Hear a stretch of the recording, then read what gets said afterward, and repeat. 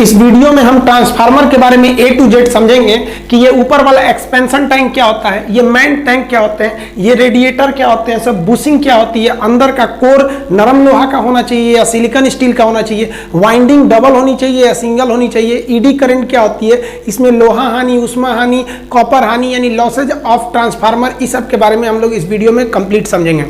Transformer के ये main parts होते हैं, आप इनको समझ गए तो कोई भी क्वेश्चन आप सॉल्व कर सकते हैं। सबसे पहले बात करते हैं मेन टैंक की। मेन टैंक जो होता है खाली होता है, एक पूरा ऊपर से इसमें खाली होता है, इसी के अंदर ट्रांसफार्मर के हर एक पार्ट पुर्जा को रखे गए रहते हैं। इस टैंक में मेनली तीन चीजें होती हैं, एक होता है कोर और उसके बाहर की गई रहती है वाइंडिंग और उसमें भरा होता है नेफ्था ऑयल यानी तेल। अब इसके बारे में हम समझते हैं। सबसे पहले हम समझते हैं ट्रांसफार्मर का कोर क्या होता है। देखिए जो कोर होता है, कोर का मतलब मध्य भाग एकदम बीच का, ये कोर जो होता है वो नर्म लोहा का अमूमन बनाया जाता है और ये कोर होता है उसको मोटा किया जाता है, लेकिन एक ही लोहा लेकर मोटा नहीं करते हैं। जैसे यहां देखेंगे तो ये जिस पर मेरा मार्कर चल रहा है यही है आपका कोर, लेकिन एक खड़ा लोहा नहीं लेते हैं, इतना बड़ा खड़ा लोहा लेंगे तो दिक्कत हो जाएगा। उस कोर को मोटा करने के लिए पतला पतला पत्ती लिया जाता होगा। बचपन में आप ट्रांसफार्मर को खोल के इससे बहुत खेले होंगे, आप देखे होंगे ऐसे पत्तियों को लिया जाता है। ऐसा क्यों किया जाता है? तो इसके लिए इसमें ईडी करंट ना उत्पन्न हो, इस तरह की कई चीजें इसमें मायने रखती है, वो अभी हम बताएंगे आपको लॉसेज ऑफ ट्रांसफार्मर में। तो ऐसे ऐसे ब्लेड को जोड़ के आपस में आप देखे होंगे एक मोटा सा कोर तैयार कर लिया जाता है। अब ट्रांसफार्मर में अगर जहां कहीं भी खाली जगह होगा वहां एक एक्स्ट्रा करंट उत्पन्न हो जाता है, उसे हम कहते हैं ईडी करंट। उस ईडी करंट को बचने के लिए, इसमें खाली जगह न देने के लिए इसके ऊपर वार्निश का लेप लगा दिया जाता है। आप देखेंगे एक लेप लगा दिया जाता है, वह लेप इस पर उत्पन्न होने वाली एक्स्ट्रा करंट यानी ईडी करंट को कम करता है और इसी लेप को लगाकर इसे आपस में जोड़ के इस कोर को मोटा कर लिया जाता है और इस प्रकार इस कोर को मोटा कर लिया गया। अब ये कोर एक बड़ा सा शकल ले लिया, लेकिन वो कई सारे पत्ती यानी ब्लेडों से मिलकर बना हुआ है, तो ये हो गया आपका कोर। अब इस कोर के ऊपर कॉपर यानी तांबे के तार से वाइंडिंग की जाएगी। वाइंडिंग मतलब उसमें लपेटा जाएगा और ये वाइंडिंग दो परत की होती है। अब दो परत की वाइंडिंग देखिएगा ध्यान से, ये बाहर वाली वाइंडिंग हो गई, एक अंदर वाली वाइंडिंग हो गई, यानी दो परत लगा रहता है। उस दो परत के बीच में आपका देखेंगे एक इंसुलेटर का लेप लगाया जाता है, कागज टाइप का होता है, उससे लगा दिया जाता है। वो जो होता है वो प्राइमरी वाइंडिंग यानी एक परत को सेकेंडरी वाइंडिंग यानी दूसरी परत के वाइंडिंग से अलग करता है। तो कहेगा क्या दोनों वाइंडिंग आपस में ज्वाइंट होते हैं? नहीं, वाइंडिंग कहां किया जाता है? तो कोर के ऊपर किया जाता है। कोर किसका बना होता है? तो नर्म लोहा का। क्या एक ही टुकड़ा होता है? नहीं, छोटे छोटे ब्लेडों से बनाया जाता है। हालांकि नर्म लोहा से ज्यादा अच्छा होता है सिलिकॉन स्टील, ये अभी हम बताएंगे जब आपको हिस्टैरिसीस लॉस बढ़ाएंगे, जब लॉसेस ऑफ ट्रांसफार्मर में तब। अब इस कोर के ऊपर ये जो वाइंडिंग लपेटी गई है इसको उठा के इस टैंक में भर दिया जाता है। अब इस टैंक में भरेंगे और ट्रांसफार्मर को चालू करेंगे और ट्रांसफार्मर जब फुल लोड पे होगा तो इसे पूरा गर्म हो जाएगा। और इसमें देखिए खाली जगह से तो हमको बचना है, खाली जगह से बचने के लिए हम इस पे वार्निश लगाए थे और आप इसको उठाकर इस पूरे कोर के ऊपर वाइंडिंग है उसको पूरा उठा के इस टैंक में डालेंगे तो खाली जगह तो बहुत हो जाएगा और खाली जगह छोड़ना नहीं है, वरना ईडी करंट हो जाएगा और ईडी करंट खुद ओरिजिनल करंट का विरोध करती है। तो ईडी करंट को हटाना है तो जगह को खाली नहीं छोड़ना है, जगह खाली ना छूट जाए, इसलिए जो मेन टैंक होता है इसमें तेल भर दिया जाता है। ये बहुत ही गाढ़ा मिनरल ऑयल होता है जिसे हम नेफ्था तेल कहते हैं। ये तेल मेन टैंक में भरा जाता है इसलिए ताकि इसमें खाली जगह ना बच जाए। जो कोर था उसके बगल में जो वाइंडिंग की गई थी उसके बीच में खाली जगह नहीं भरना चाहिए। ये जो तेल होता है ये डायरेक्ट आप मेन टैंक में नहीं भर सकते हैं। अब देखिए जब ट्रांसफार्मर ज्यादा हीट होने लगता है ना तो इसमें हम लोग डबल टैंक का यूज करते हैं। देखिए ये जो हो गया ये तो मेन टैंक हो गया, इस मेन टैंक के ऊपर एक छोटा सा टैंक लगाया जाता है। ये दोनों टैंक आपस में जुड़े रहते हैं। इस छोटे से टैंक को कंजर्वेटर टैंक या एक्सपेंशन टैंक कहते हैं। यह बहुत ही जरूरी है ट्रांसफार्मर में, ये नहीं रहेगा तो ट्रांसफार्मर ब्लास्ट कर जाएगा। क्यों? कि जब ट्रांसफार्मर बहुत ज्यादा देर तक चलता है या फिर ओवरलोड हो जाता है तो इसके अंदर हीट उत्पन्न होता लगता है, उष्मा, और इस वजह से ये तेल खौलने लगता है। अब आप बताइए दूध खौलेगा तो ऊपर उठेगा कि नहीं? अब आप बताइए ये मेन टैंक जो है इस मेन टैंक को तो लोहे से वेल्डिंग करके पूरा बंद कर दिया गया है और खौल के ऊपर उठेगा तो फाड़ देगा, मेन टैंक को ब्लास्ट कर जाएगा ट्रांसफार्मर पूरा। तो ट्रांसफार्मर ब्लास्ट ना करे इसलिए इसमें एक छोटा सा ऊपर और टैंक जोड़ दिया जाता है और उसे मेन टैंक से सप्लाई जोड़ दी जाती है। और इस जो ऊपर वाला जो एक्सपेंशन टैंक है इस टैंक को हमेशा आधा भरा जाता है, पूरा नहीं भरा जाता है। अब आधा क्यों भरा जाता है समझिए। इसीलिए आधा खाली जगह छोड़ दिया जाता है कि ओवरलोड होने पर जब तेल गर्म होगा तो ऊपर उठेगा, तो इसे ऊपर उठने के लिए जगह रहना चाहिए ना, तो जगह बनाने के लिए आधा भरा जाता है। तो आप कहेंगे कि पूरे काहे नहीं छोड़ दिया ससुरा, खाली काहे नहीं छोड़ दिया? तो देखिए कभी कभी जब तेल की कमी होने लगती है, मान लीजिए ट्रांसफार्मर 6-7 महीने से मेंटेनेंस नहीं हुआ है तो उसका कुछ तेल उड़ जाता है। अब तेल उड़ जाएगा तो इसमें तो तेल का लेवल नीचे आ जाएगा, और तेल का लेवल नीचे आया तो खाली जगह हो जाएगा, खाली जगह में ईडी करंट उत्पन्न हो जाएगी, तो फिर उस खाली जगह को कौन भरेगा? तो ये एक्सपेंशन टैंक में जो एक्स्ट्रा तेल भरा है वो जाके उसमें चला जाएगा और खाली जगह होने नहीं देगा, वरना ईडी करंट आएगी तो ट्रांसफार्मर फुल कैपेसिटी से वर्क नहीं कर पाएगा। अब समझिए, जब ट्रांसफार्मर का तेल गर्म हुआ था तो एक्सपेंशन टैंक में गया था, तो एक्सपेंशन टैंक की हवा बाहर चली गई, कोई दिक्कत नहीं हुआ। लेकिन जब वो नीचे जाएगा, जब ट्रांसफार्मर बंद होगा या लोड कम होगा तो नीचे जाएगा तो तेल तो नीचे आ जाएगा। जब तेल नीचे आएगा तो इसमें वापस हवा भरने लगेगी। हवा जब भरेगा तो दिक्कत शुरू। हवा के अंदर नमी होती है, हम जब सांस छोड़ते हैं ना तो हमारे फेफड़ा से कुछ नमी पानी निकलता है, जो ठंड के दिन में भाप की तरह दिखने लगता है, गर्मी में नहीं दिखता है, लेकिन निकलता जरूर है। वो ससुरा पनिया इसमें घुस जाएगा तो दिक्कत कर देगा, पानी नहीं घुसना चाहिए। तो उसको रोकने के लिए यहाँ पर एक ब्लू कलर का देखेंगे ब्रीदर लगा दिया जाता है। अब ये ब्रीदर क्या करता है? ब्रीदर को हमेशा एक्सपेंशन टैंक के ऊपर लगाया जाता है, इस तरह से एक्सपेंशन टैंक के ऊपर लगाया जाता है। ब्रीदर का कलर अमूमन ब्लू कलर का होता है। ये जो ब्रीदर है, यहाँ पर ब्रीदर को बड़ा कर दिए हैं, इसी ब्रीदर को यहाँ पर लगा दिया जाता है। इसके अंदर भरा होता है सिलिका जेल। सिलिका जेल क्या होता है? आप देखे होंगे, आप लैपटॉप खरीदने जाइए या कुछ भी खरीदने जाइए, उसके अंदर एक तो इस तरह सा पैकेट मिलेगा आपको जिसके अंदर भरा होता है सिलिका जेल। ये क्या करता है? ये हवा में जो भी नमी है ना उसको सोख लेता है। अब मान लीजिए आपका लैपटॉप का बैग है, उसमें एक तो इसको डाल दिए, बैग में जितनी भी हवा जाएगी, हवा तो रुकती नहीं है एक जगह, घूमते रहेगा, जितना घूमेगा जैसे जैसे टकराएगा उससे सोख लेगा, जहां टकराएगा सोख लेगा, जहां से सोखेगा वहां की हवा हल्की हो जाएगी तो भारी वाला उधर जाएगा, कहेगा कहां गया, ओकरो सोख लेगा पूरा। तो इसीलिए ये बैग वगैरह में डाल दिया जाता है। कई तो समझता है ये लैपटॉप का पार्ट है, इसको बहुत दिन तक संभाल के रखे रहता है।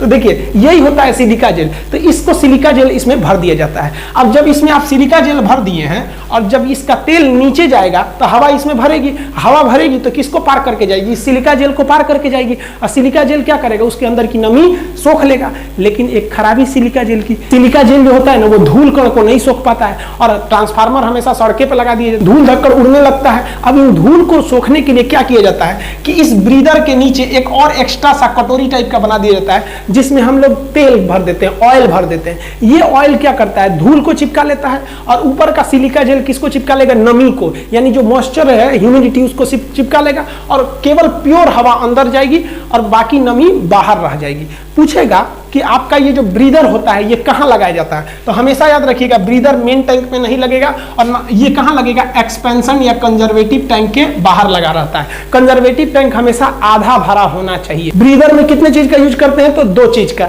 एक सिलिका जेल, और सिलिका जेल के नीचे में देखिएगा ऑयल लगा होता है। ये ऑयल ये क्या करता है? धूल कण को रोकता है, और सिलिका जेल नमी को रोकेगा। अब ये ट्रांसफार्मर है, ये मेन टैंक है, ये एक्सपेंशन टैंक है, ये ब्रीदर है। अब आप कहेंगे इस मेन टैंकों में तेल किधर से भरा जाता है? तो तेल इस एक्सपेंशन टैंक के ऊपर खाली जगह होता है, इसी में से तेल भरा जाता है और ये मेन टैंक में जाता है। कभी टैंक को खाली करना पड़े तो क्या इसे ट्रांसफार्मर में उलाट के खाली करिएगा, भारी होता है, तो नीचे से एक वाल्व दिया रहता है, उसको खोलिएगा ना ढक्कन को तो सब तेल बाहर फेंक देता है। अब समझिए, ये ट्रांसफार्मर को हम चालू कर दिए, मान लिया कि ट्रांसफार्मर में हीट ज्यादा हो गया, ओवर हीटिंग हो गई, भड़कने वाला है, तो जरूरी ये है ना कि एक तो एमसीबी की तरह इसमें भी लगा है, बंद कर दे ट्रांसफार्मर को, ज्यादा हीट हो ना तो धाए से बंद कर दे। अब इसके लिए क्या किया गया? तो इसके लिए लगाया गया बुकुज रिले। ये एक मशीन है बुकुज रिले। बुकुज रिले में जो स्विच होता है ना उसको दाबना नहीं पड़ता है। ये एक ऐसा मशीन होता है ट्रांसफार्मर में जिसको इलेक्ट्रिक से कोई मतलब नहीं है। इसके अंदर एक स्विच होता है और वो स्विच को दबाने की क्षमता पारा में भर दिया जाता है। नीचवा पारा रख दिया जाता है, स्विचवा ऊपर, जहां ज्यादा गर्मी होगा पारा जो होता है मरकरी गर्म होकर ऊपर के स्विचवा को दाब देगा, और जैसे दाबेंगे ट्रांसफार्मर की सप्लाई कट जाएगी। तो बुकुज रिले जो होता है ना, ट्रांसफार्मर में अलार्म बजा देता है, और ज्यादा हीट हो गया तब वो क्या कर देता है? ट्रांसफार्मर की सप्लाई को काट देता है। अब कहेगा ये बुकुज रिले में कैसे स्विच का प्रयोग होता है? तो बुकुज रिले में मरकरी यानी पारा स्विच का प्रयोग होता है। दूसरा, बुकुज रिले को कहां लगाया जाता है? तो याद रखिएगा, बुकुज रिले को हमेशा जो एक्सपेंशन टैंक है और जो मेन टैंक है इनके बीच में लगाया जाता है बुकुज रिले को। ये हमेशा याद रखिएगा। जैसे यहां देखिए मेन टैंक है और ये आपका एक्सपेंशन टैंक या कंजर्वेटर टैंक है, तो उसके बीच में हम लगाते हैं बुकुज रिले। इसमें पारा यानी मरकरी स्विच का प्रयोग होता सकता है। अतः बुकुज रिले सेफ्टी के लिए है। देखिए भैंस को हम लोग बांधते हैं खूंटा में सेफ्टी के लिए कि भैंस भागे नहीं, कभी कभी ससुरा खूंटवे उखड़ जाता है, अब क्या करिएगा, यही होता है। हम तो सेफ्टी के लिए लगाए थे बुकुज रिले, कभी ससुरा बुकुज रिले जो है खराब हो जाता है, अब तो इसको भड़कने से कोई नहीं रोक सकता है और पब्लिक की जान चली जाएगी, भड़क जाएगा बीच बाजार में ट्रांसफार्मर। तो इसके लिए एक सेकेंड चीज को लगाते हैं जिसे हम लोग कहते हैं एक्सप्लोजन वाल्व या एक्सप्लोजन वेंट। ये एक लंबा पाइप की तरह होता है, आप यहाँ इमेज में देखिएगा एक लंबा पाइप की तरह इसे निकला हुआ है। ये क्या किया जाता है, जब ट्रांसफार्मर में बहुत हीट होने लगता है और तेल पूरा खौल जाता है, इसका तेल खोल के भाग गया रहता है एक्सपेंशन वाल्व में, एक्सपेंशन टैंक में। अब एक्सपेंशन टैंक में भी जगह नहीं है, वो भी ससुरा फटने वाला है, तो इसको क्या करते हैं, ई पाइपुआ में तो कुछ तेल इस पाइप में भाग जाएगा और इसका जो मुंह होता है इसको कमजोर धातु का बनाते हैं कि ये फट जाए और तेल इधर से निकल जाए ताकि दुर्घटना ना हो। तो इसे हम लोग क्या कहते हैं, एक्सप्लोजन वाल्व या एक्सप्लोजन वेंट। आजकल के नए ट्रांसफार्मर में इतना बड़का धोधड़ नहीं दे रहा है, छोटा सा वाल्व दे रहा है, जैसे कुकर का सीटी होता है, ज्यादा हीट होगा ना तो उधर से फेंक देगा फिर बंद हो जाएगा, तो वो वाल्व आजकल के नए मॉडल में आ गया है। तो ट्रांसफार्मर में सेफ्टी के लिए बुकुज रिले और लास्ट सेफ्टी के लिए क्या होता है, एक्सप्लोजन वेंट या एक्सप्लोजन वाल्व। देखिए किसी चीज को गर्म करेंगे तो फैलेगा, दूध को गर्म करते हैं तो फैलता है, तो दो रास्ते हैं, या तो फैलने के लिए जगह दे दीजिए, नहीं तो फूंक फूंक के उसको नीचे दबाइए, आदमी फूंकते लगता है ना, वही हाल होता है। देखिए ये जो एक्सपेंशन टैंक है ये तो फैलने का जगह देता है, लेकिन कितना अच्छा रहता है कि तेलवा को आदमी फूंकता है उसी में बैठ के, ट्रांसफार्मर में बैठ के फूंको, इतना फुर्सत है किसी को फूकेगा, मार देगा करंट, ऊपर फूका जाएंगे वो।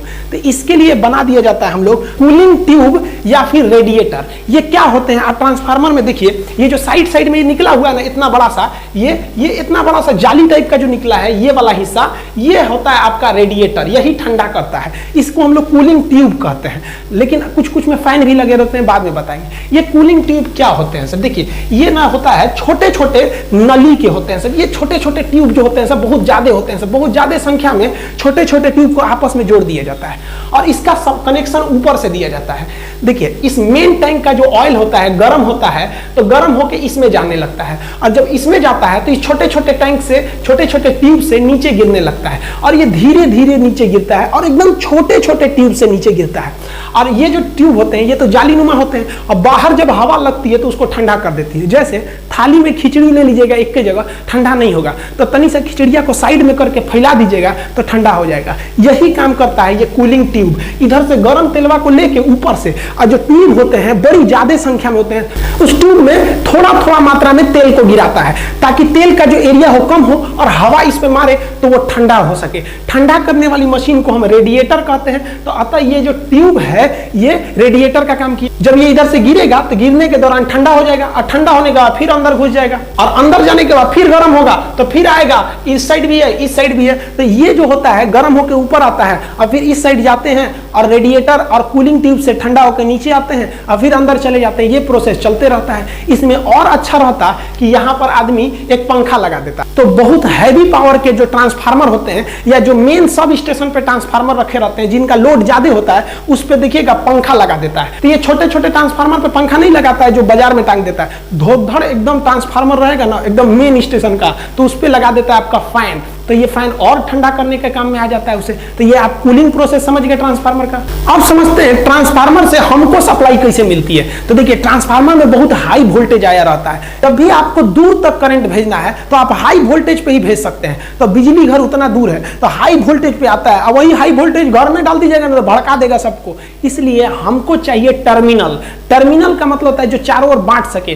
तो ट्रांसफार्मर के टर्मिनल को हम लोग बुश या बुशिंग कहते हैं। ये जो बुशिंग होती है ट्रांसफार्मर की, ये दो तरह की होती है। एक जो उसमें मेन सप्लाई आती है हाई वोल्टेज वाली, और उससे जो हमारे घरों में जाती है लो वोल्टेज की, तो उसे लो वोल्टेज। तो जो बुशिंग यानी टर्मिनल है, ये जो देख रहे हैं आप टर्मिनल, इसमें आप देखिएगा तो चार चार की जोड़ी में टर्मिनल मिलेंगे, लेकिन इसमें भी देखिएगा तो दो ठो मिलेंगे आपको। देखिए यहाँ ध्यान से, लो वोल्टेज के लिए यहाँ पे आपको मिलेगा। तो जो ट्रांसफार्मर होते हैं हाई बुशिंग वाला, तो वो हाई बुशिंग में क्या होता है, हाई वोल्टेज रहता है। जो छोटा साइज का रहता है उसमें क्या कहते हैं, लो वोल्टेज कहते हैं।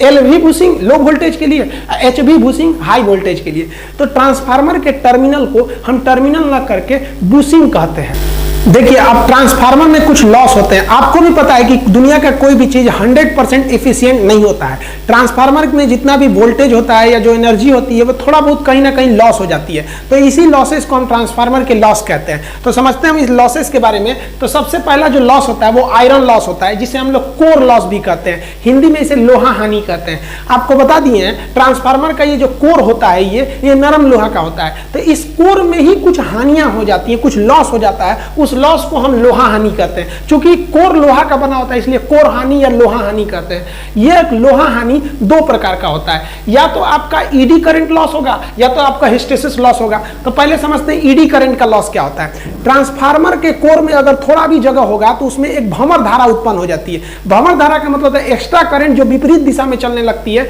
जिस वजह से इफिशियंसी घट जाती है। तो ऐसे धारा को हम भंवर धारा कहते हैं। इससे बचने के लिए हम कोर को एक मोटा लोहा न बनाकर छोटे छोटे ब्लेड में जोड़कर बनते हैं और इसके ऊपर हम लोग क्या करते हैं, वार्निश की परत लगा देते हैं ताकि खाली जगह ना हो। तो ईडी करंट से बचने का तो ये उपाय हो गया, फिर भी कुछ बहुत ईडी करंट हो ही जाता है।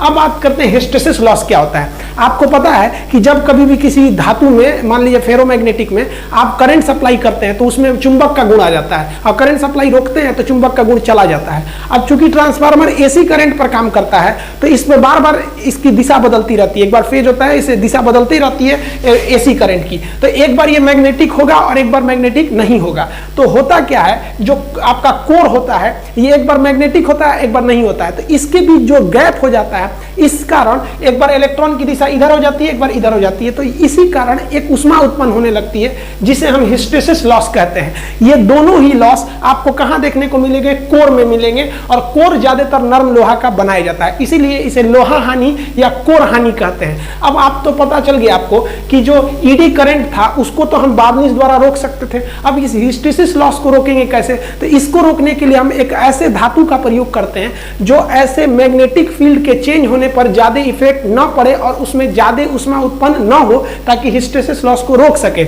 इसीलिए इसके जगह पर हम यूज करते हैं सिलिकॉन स्टील का। कहेगा सबसे अच्छा ट्रांसफार्मर का कोर किसका होता है, तो नरम लोहा मत बोलिएगा, तब आप कहिएगा सिलिकॉन स्टील। क्योंकि सिलिकॉन स्टील किस लॉस को रोक देता है, हिस्टेरिसिस लॉस को रोक देता है। और वार्निश और पत्ती किसको रोक लेता है, ईडी करंट लॉस को रोक लेता है। अब बात करते हैं ओमिक लॉस। आपको पता है ओम का नियम किससे संबंधित है, प्रतिरोध से। तो किसी भी चीज के अंदर, दुनिया का कोई भी मेटल है, धातु है, उसके अंदर धारा को रोकने वाला एक प्रतिरोध गुण है। वो धारा को रोकेगा, भले थोड़ा सा रोके, कुछ ना कुछ तो लॉस करेगा ना जी। तो इस लॉस को हम क्या कहते हैं, प्रतिरोध लॉस, या इसी को हम कहते हैं कॉपर लॉस। अब कॉपर क्यों कहते हैं कि कोई भी तार आप बनाइएगा उस कॉपर का ही जनरली बनाया जाता है। हालांकि सबसे अच्छा चालक तो चांदी का होता है, किंतु वो महंगा होता है, तो हम लोग कॉपर का यूज करते हैं। तो ओमिक लॉस को ही हम क्या कहते हैं, कॉपर लॉस कहते हैं। इससे भी धारा क्या होती है, लॉस हो जाती है। आप इसका प्रैक्टिकल एग्जांपल समझिए। मान लीजिए आपका बहुत बड़ा क्लासरूम है, जैसे मेरा क्लासरूम बहुत बड़ा है।